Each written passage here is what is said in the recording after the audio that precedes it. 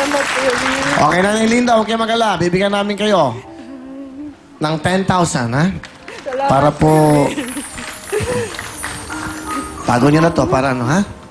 Thank you, Palapan. Ito naman po si Nanay Sally. Nanay Sally, lapit po sa mic. Lapit sa mic, okay? Bumatiin yung camera. Bati kayo. Magandang gabi, Kuya Will. Magandang gabi po. Magandang gabi po sa lahat na nandito po sa studio. Binabati ko po ang mga kapitbahay ko, ang mga tumulong po sa akin. 10 na po ng mga kasamahan namin na nag-audition, kahit po hindi sila nakapasok. Binabati ko po kayong lahat para po sa atin ito.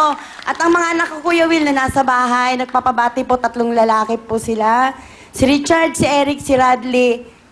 At ang anak po na nagtulong sa akin, dahil Kuya Will, kundi dahil sa kanya, wala po ako dito dahil hindi po ako nakakapanood ng TV. Siya lang po nagsabi sa akin na pumunta daw po ako dito. Ang mama po ni Uno, ni Vince Uno Adrian Salen, at ang nanay niya na si Annalyn Ubina Salen. Salamat po. Ilan po ang anak nyo? Bali, 4 na lang po sila, Kuya Will, kasi namatay po yung isa kong anak. Ano ang pinagkakaabalahan nyo? Ano ang nagiging trabaho? Sa bahay lang po. Pag may, Kuya Will, may nagpapa-manicure, pedicure po sa akin, pupunta po sila sa bahay na. Pakilala nyo po ang inyong mahal na anak. Pinapakilala ko po sa inyo ang pinakamamahal ko pong anak. At siya po ang buhay ko, si Randolph Taronas po. Magandang gabi, Randolph. Randolph, magandang gabi sa'yo. Jaya. Kamusta ka? Ganda. Okay. Ano gusto mo sabihin kay mama mo? Mama. Happy ka? Papi. I love mo ba si mama? Mama. O sige, nanay, kayo makipag-usap kasi mas kilala niyo si Randolph. I love you, nak. Sila, baboy. Mahal kita. Hindi ka. Kaya sabi ko sa'yo, lahat ng pagsubok Kaya- pinagdaanan na natin. At mahal na mahal kita. Hindi ka. Okay. Randolph, ano gusto mo? Kiki. Ha? Kiki. Hindi po siya masyado, Kuya Will, nakakapag, Hindi, po. ano nga, kayo nakakaintindi ano yung sinasabi niya. Ano gusto mo? Ganda. CD daw po. CD. Ano gusto mo? Asigin. Yung ano, syempre? Bigke. Saka po, Kuya Will, yung kending-kending, kanina pa po niya yan inaano. Bigyan mo ng CD siyempre sa kending-kending. Tapos, bigyan kita ng jacket, ha? Yan, ha? Yan, CD, ha? CD ko yan, kending-kending, siyempre. Ayun, 2, ha?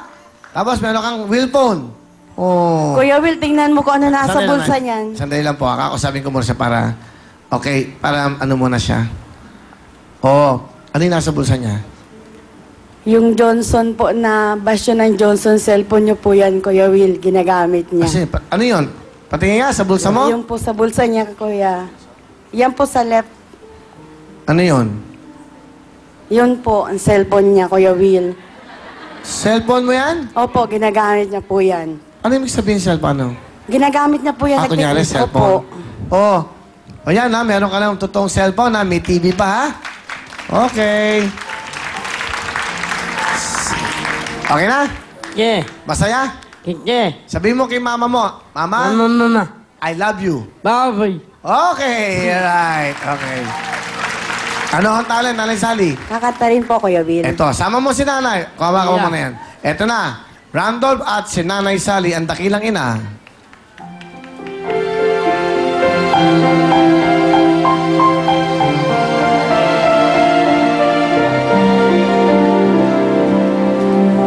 Para lang sa'yo ang puso at damdamin ko, kailanman ay di magbabago.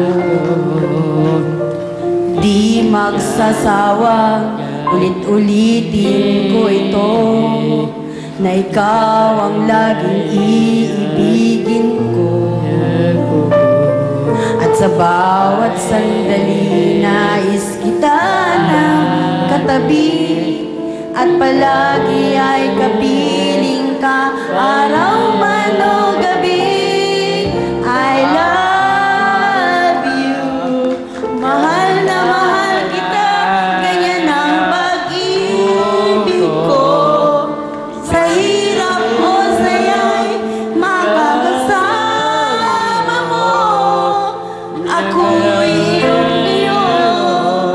wala nang papalit, mananatili ka sa puso ko. Okay. Thank you, Randolph.